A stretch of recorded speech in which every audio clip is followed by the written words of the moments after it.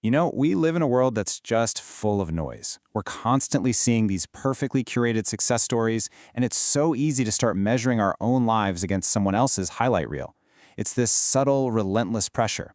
So let's dive in and really unpack what's known as the comparison trap.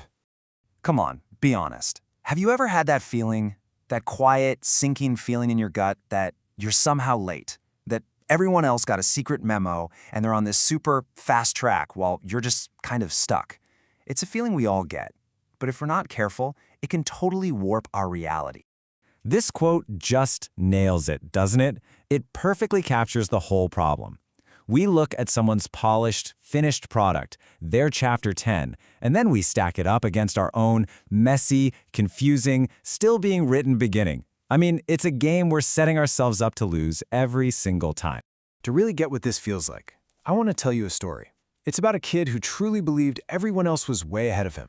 Let me introduce you to Ethan. He's 17, and he's just trying to figure out where he fits it. For Ethan, life really felt like a split screen. On one side, you've got his reality, wearing the same 2 shirts on rotation, a phone with a cracked screen, and studying like crazy just to stay afloat. And on the other side, well, that was the highlight reel of his classmates, guys like Liam, Chris, and Mason. We're talking new sneakers, what looked like effortless success, endless parties, and thousands of followers. And every single night, after hours of scrolling through their lives and sizing up his own, this was the thought that would just echo in his mind.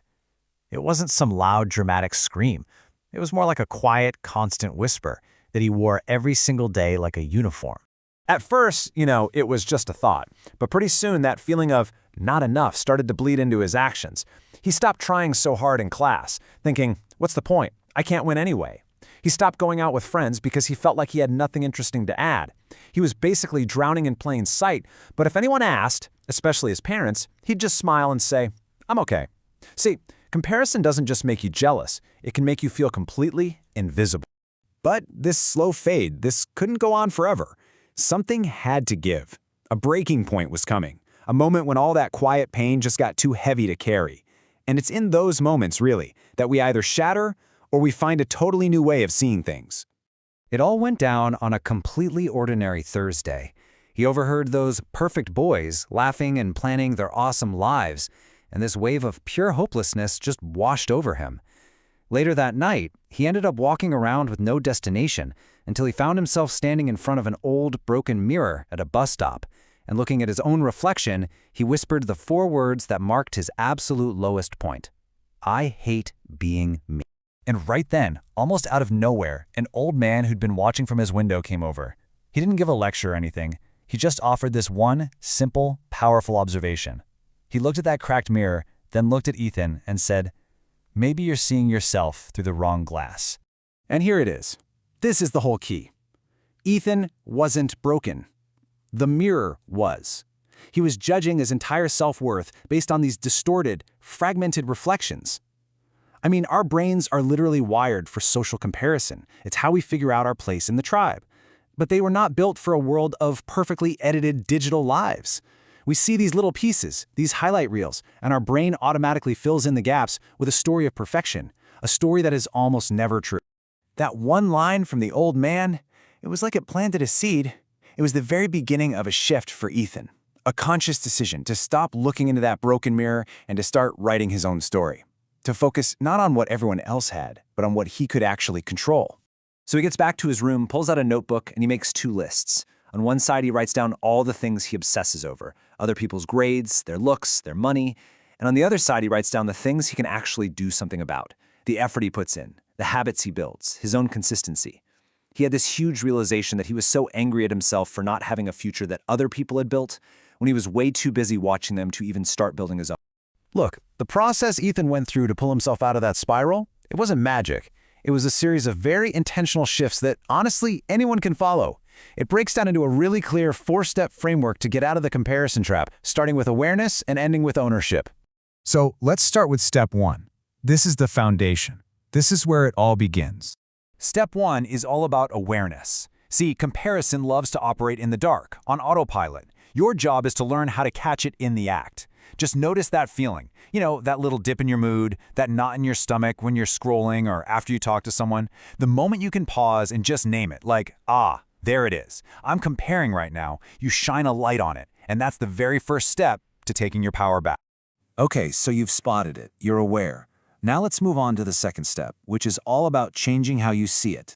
Step 2 is to reframe. This means you have to consciously push back against the story your brain is telling you. You have to remind yourself again and again that you are comparing your entire, messy, behind-the-scenes reality to someone else's carefully edited best moments. It's not a fair fight. You're seeing the movie trailer, not the whole film with all the deleted seams, the struggles, the doubts, and the bad days. Now this next step, this is where you can really flip the script and turn that negative energy into something useful. Step 3 is to turn that comparison into curiosity. This is a total game changer. Instead of just letting jealousy eat you up, you can transform that energy. Stop asking, "Why not me?" in that voice of despair, and start asking, how did they do that? What steps do they take? What can I actually learn from their journey? This shifts you from being a passive victim to an active student. And finally, we have the last step. This is the one that ties it all together and puts you firmly back in the driver's seat. Step 4 is ownership. This is huge. You have to define what success means for you. Not for your friends, not for Instagram, not for your parents, for you. Because once you have your own definition, your own personal mission, what everyone else is doing suddenly becomes so much less important. The only person you need to compete with is the person you were yesterday. So, a few months later, Ethan wasn't some new superstar. He didn't magically get thousands of followers overnight. But you know what he was? He was free. He had found this sense of peace in his own progress, on his own path. And that is the loudest kind of success there is. He finally got it. Life isn't about competing, it's about becoming. This right here really captures that ultimate shift in mindset. The world is constantly pushing you to compete, be faster, be richer, be better than the next person. But your real goal, your true purpose, it's simply to become the most authentic, fully realized version of yourself. So, let's end on this thought. You were never meant to walk in someone else's footsteps or live a copy of their story. Your journey isn't late. It's not behind schedule. It's just yours, and it's unfolding exactly as it should. Because the world absolutely doesn't need another copy of someone else. The world needs you.